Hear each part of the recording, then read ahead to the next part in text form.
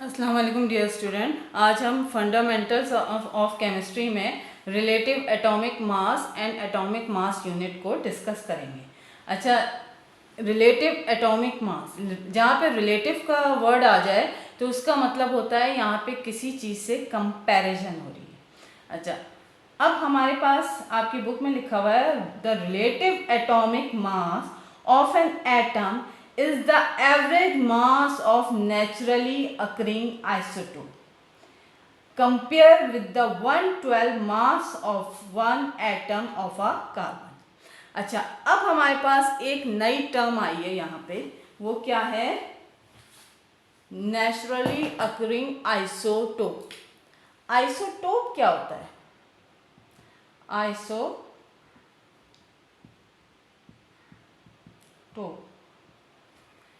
Isotope. अब हमारे पास carbon जो होता है, कार्बन एटम, वो किस फॉर्म में मौजूद होता है? कार्बन 12। अच्छा, एक कार्बन कार्बन 13 की फॉर्म में मौजूद होता है। अब इन दोनों में डिफरेंस क्या है? What is the difference between carbon 12 and carbon 13? अब हमारे पास डिफरेंस क्या आ रहा है? अब देखें, कार्बन 12 में नंबर ऑफ प्रोटॉन कितने होते हैं? 6 होते हैं, ठीक है। और नंबर ऑफ न्यूट्रॉन कितने होते हैं? 6 होते हैं, ठीक है। और ये मिलके क्या बना रहे होते हैं? 12 एटॉमिक मास, ठीक है। अब यहाँ पे कार्बन 13 में क्या होता है? नंबर ऑफ प्रोटॉन कितने होते हैं? 6। और नंबर ऑफ न्यूट्रॉन कितने होते हैं? 7। अब ये क्या होता है? ये क्या बना रहा है? कार्बन 13। यानी कि डिफरेंस कहाँ आ रहा है? नंबर ऑफ न्यूट्रॉन्स में, ठीक है। तो ये क्या होते हैं? आइसोटोप। आइसोटोप्स में क्या फ़र्क है कि नंबर ऑफ न्यूट्रॉन्स में डिफरेंस आता है। इसी तरह से हाइड्रोजन के भी आइसोटोप्स होते हैं और भी बहुत सारे एलिमेंट्स के आइसोटोप्स मौजूद हैं। तो वो जो हम फर्दर आहिस्ता आहिस्ता पढ़ते रहेंगे। अभी ये एक नई टर्म आई थी, इसलिए मैंने डिस्कस कर लिया। अच्छा, अब हम अपनी डेफिनेशन की तरफ आते हैं। The relative atomic mass of an atom is the average mass of naturally occurring isotope compare with the 1/12 mass of one carbon atom. अच्छा, अब 1 AMU किसके बराबर होता है? 1/12 मास ऑफ वन कार्बन 12, ठीक है। सही, किसके बराबर है? 1/12 मास ऑफ कार्बन 12 के, कार्बन 12 के एटम। अच्छा, अब इसको हम किस तरह से 1 AMU किस तरह से आए?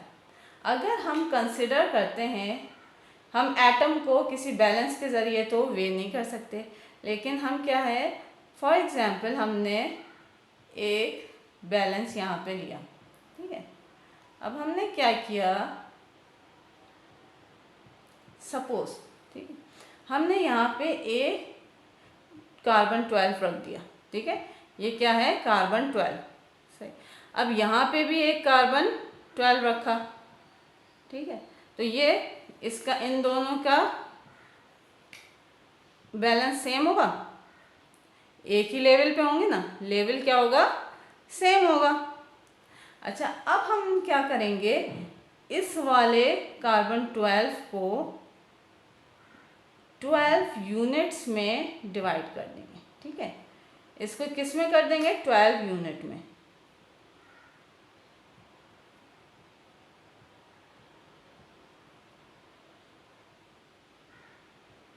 ठीक है। हमने क्या किया, इसे 12 यूनिट्स में डिवाइड कर दिया, देख लें। अच्छा, अब इसमें से हमने एक यूनिट अगर निकाल लें, 1 यूनिट हमने क्या किया? अच्छा, अब हमने क्या किया है, तो वही कार्बन 12, लेकिन हमने क्या किया है? 12 यूनिट्स में डिवाइड कर दिया है इसे, सही है।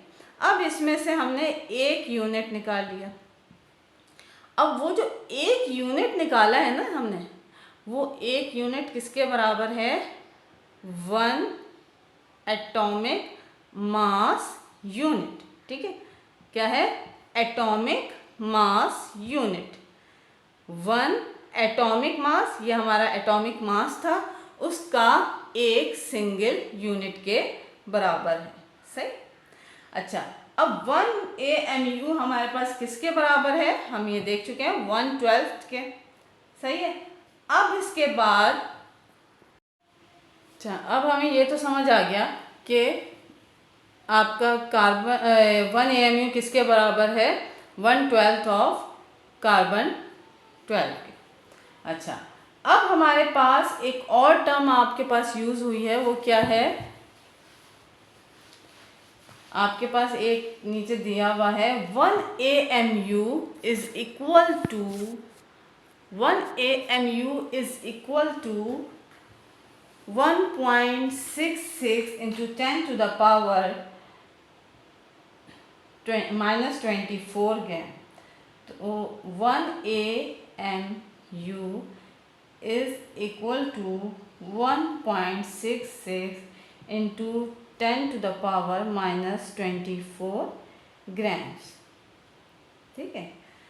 अच्छा, अब हमारे पास ये वैल्यू कहाँ से है? अब ये जो है आप लोग अभी आगे पढ़ेंगे वहाँ के एक hydrogen, 1 mole of hydrogen atom किसके बराबर होता है?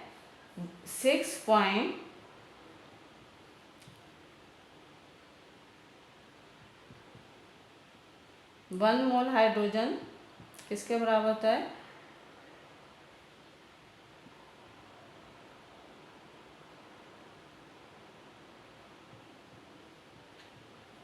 6.02 into 10 to the power 23 atoms. यानी इसका मतलब क्या है? 1 मोल हाइड्रोजन में कितने है ना एटम्स मौजूद होते हैं? 6.02 into 10 to the power 23 atoms मौजूद होते हैं। अब हम अगर यही चीज़ कार्बन के लिए निकालना चाहें तो हमारे पास कार्बन का मॉलिक्यूलर वेट क्या होता है? 1 मोल कार्बन का आपका एटॉमिक वेट क्या होता है? 12 होता है। ठीक है, तो 12 के लिए हम यहाँ पे निकालेंगे तो 1 मोल ऑफ कार्बन का क्या आ जाएगा?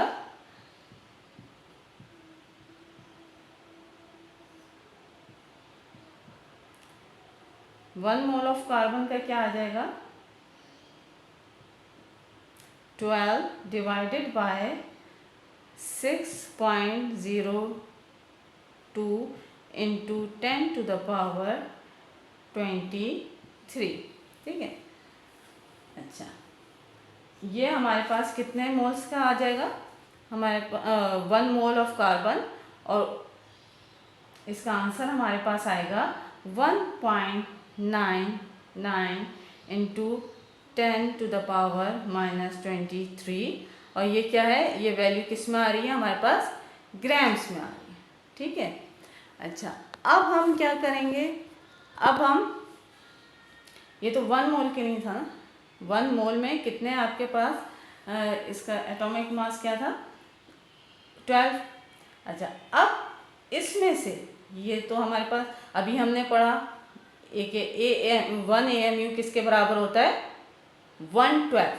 अब ये तो 12 के लिए ना, अब इसमें से हम 1 के लिए अगर निकालें तो इसको क्या करेंगे? हम इस वैल्यू को क्या करेंगे? इस वैल्यू को डिवाइड कर देंगे 1.99 इंटू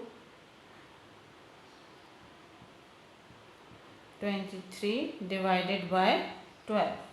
सही है। तो हमारे पास ये वैल्यू आ जाएगी, क्या वैल्यू आ जाएगी?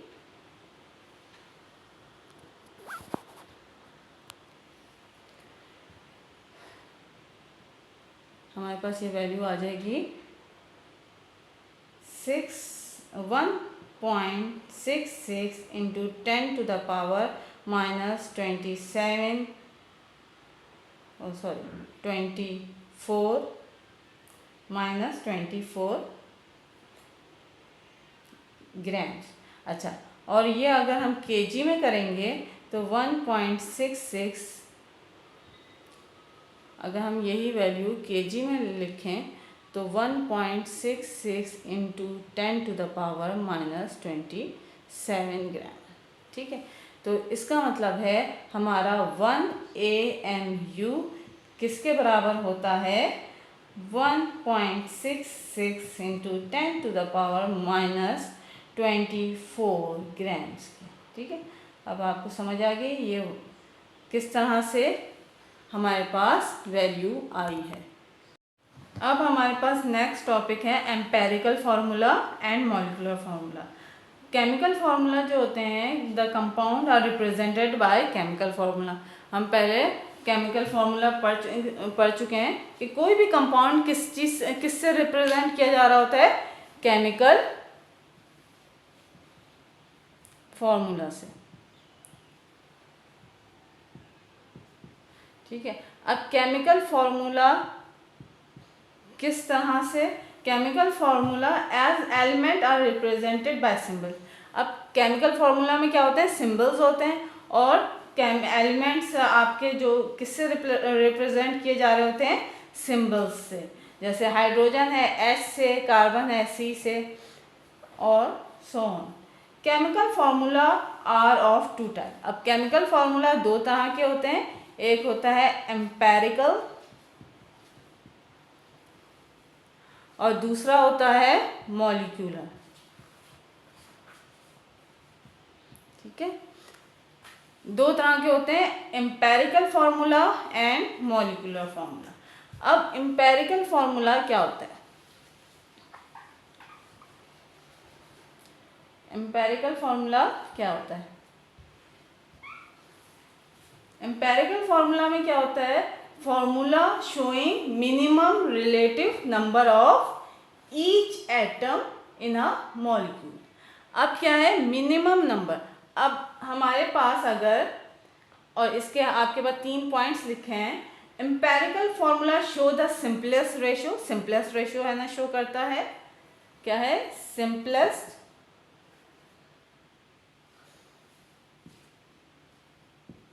रेशियो।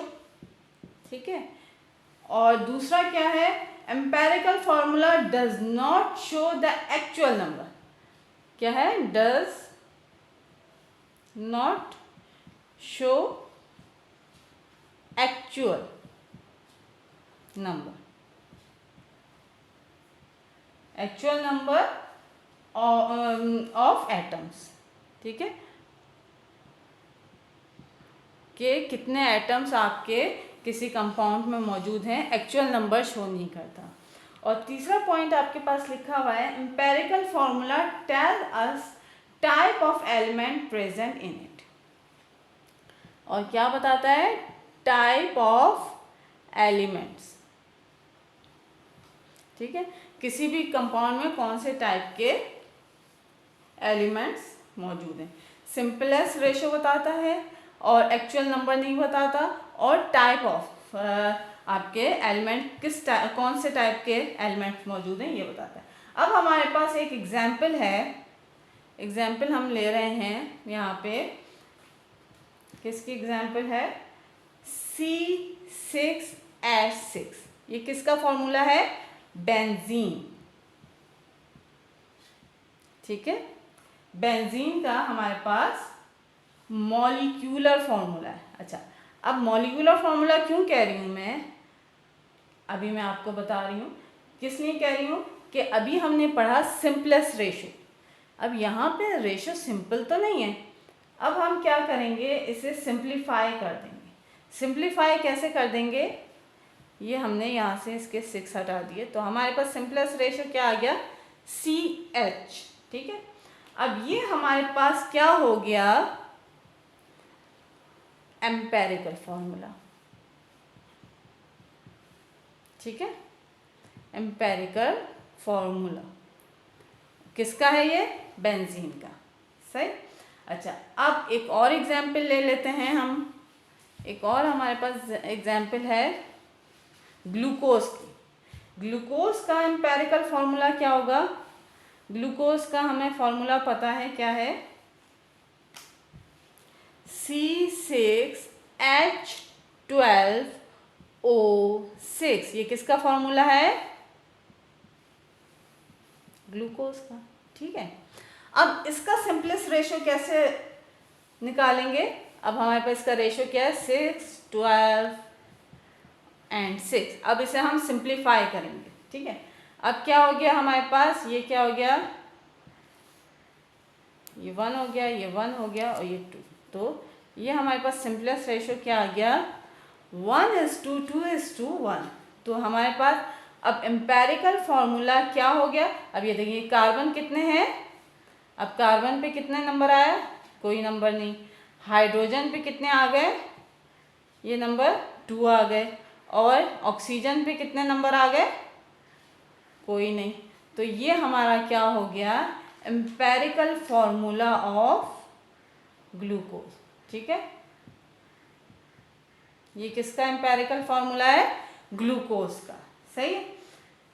अच्छा, अब हमारे पास नेक्स्ट है मॉलिक्यूलर फॉर्मूला। मॉलिक्यूलर फॉर्मूला क्या होता है,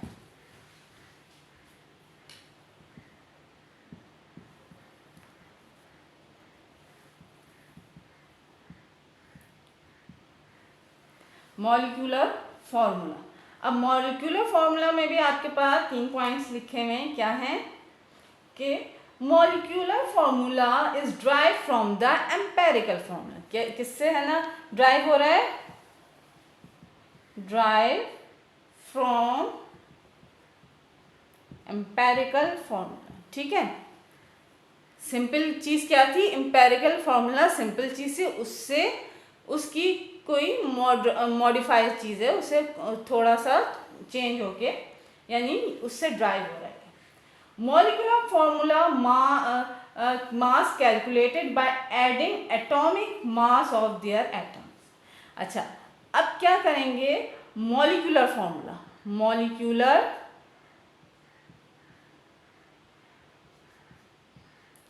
फॉर्मूला मास किस तरह से हम कैलकुलेट कर सकते हैं, ऐड करके किसको, एटॉमिक मासेस को, एटॉमिक मास को ऐड करके हम उसका मॉलिक्यूलर फॉर्मूला मास निकाल सकते हैं। अच्छा, उसके बाद थर्ड पॉइंट है molecular formula of a compound में बी सेम और मल्टीपल ऑफ एम्पेरिकल फॉर्मूला। या तो सेम हो सकता है एम्पेरिकल फॉर्मूले का, सेम भी हो सकता है, या मल्टीपल ऑफ एम्पेरिकल फॉर्मूला। ठीक है, दोनों केसेस हैं, या तो सेम हो सकता है, कुछ केसेस में सेम भी है और कुछ में मल्टीपल से होता है किसका, एम्पेरिकल फॉर्मूला का। अब इसकी हम एग्जाम्पल ले लेते हैं। हमारे पास एग्जाम्पल है मॉलिक्यूलर फॉर्मूला का किस तरह से निकालते हैं, मॉलिक्यूलर फॉर्मूला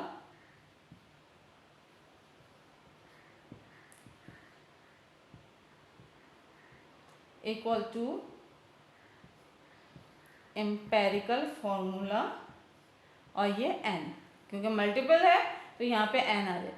n कुछ भी हो सकता है, where n is equals to 1, 2, 3, कुछ भी हो सकता है। ठीक है, अच्छा, अब हमारे पास यहाँ पे बहुत सारी एग्जाम्पल दी गई हैं। अब जैसे हमारे पास कार्बन डाइऑक्साइड है, कार्बन डाइऑक्साइड का फॉर्मूला क्या है, CO2। ठीक है, अब इस केस में क्या है, इसका एम्पेरिकल फॉर्मूला क्या है, एम्पेरिकल फॉर्मूला और मॉलिक्यूलर फॉर्मूला। ठीक है, कार्बन डाइऑक्साइड का एम्पेरिकल फॉर्मूला क्या है, CO2। तो इसे और सिंप्लीफाई कर सकते हैं, ये हमारे पास सिंप्लीफाई हुआ वही है। हमारा CO2 का एम्पेरिकल फॉर्मूला भी सेम है और मॉलिक्यूलर फॉर्मूला भी सेम है।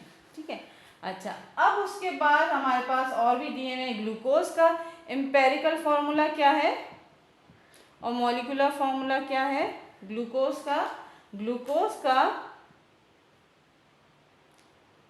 ग्लूकोज का मॉलिक्यूलर फॉर्मूला है C6H12O6 और एम्पेरिकल फॉर्मूला क्या है CH2O। ठीक है। अब इसी तरह से हमारे पास हाइड्रोजन परऑक्साइड का हमारे पास एम्पेरिकल फॉर्मूला है HO और उसका मॉलिक्यूलर फॉर्मूला है H2O। ठीक है। इसी तरह बेंजीन का एम्पेरिकल फॉर्मूला है CH और इसका मॉलिक्यूलर फॉर्मूला है C6H6। अच्छा, एसिटिक एसिड का क्या है CH2O और इसका मॉलिक्यूलर है CH3COOH। अच्छा, अब इसमें देखें हाइड्रोजन कितने हैं? 4 हैं। ठीक है, हाइड्रोजन 4 हैं। ऑक्सीजन कितने हैं हमारे पास? 2 हैं। ठीक है, और कार्बन भी 2 हैं। इसे सिंप्लीफाई करें तो क्या सेम आ रहा है? सही। इसे हमने सिंप्लीफाई कर देंगे तो हमारा यही वाला फॉर्मूला बन रहा है। ठीक है, चलिए अब हमारे पास अगले है ना टॉपिक्स हैं एटॉमिक नंबर एंड एटॉमिक मास। इंशाल्लाह हम उसे नेक्स्ट वीडियो में कंटिन्यू करें।